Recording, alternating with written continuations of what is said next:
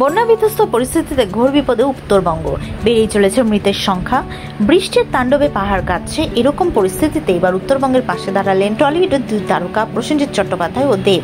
পুজোর বক্স অফিসের লাইমলাইট কেড়ে নিয়েছিলেন রঘু ডাকাত দেব এবং দেবী চৌধুরানীর ভবানী পাঠক প্রসেনজিৎ। তবে এবার ছবির প্রচারের স্বার্থে জেলায় জেলায় ভ্রমণ নয়, বরং উত্তরবঙ্গের বন্যা পরিস্থিতিতে বিপদের মুখে পড়া সাধারণ মানুষের পাশে দাঁড়ালেন দুই তারকা। দেব ও প্রসেনজিতের উদ্যোগে তৈরি হলো ত্রাণ শিবির।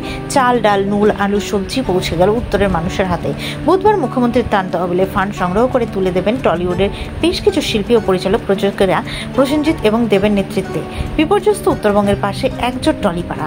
টাকা সংগ্রহ করে ত্রাণ তুলে দেওয়া হবে মুখ্যমন্ত্রীর হাতে। প্রসেনজিৎ তার সমাজ মাধ্যমে একটি পোস্ট করে লিখেছেন, উত্তরবঙ্গের মানুষের পাশে বাংলা সিনেমা ইন্ডাস্ট্রি। সেই সঙ্গে লেখা, আমরা উত্তরবঙ্গের তীব্র কান্না অনুভব করতে পারি।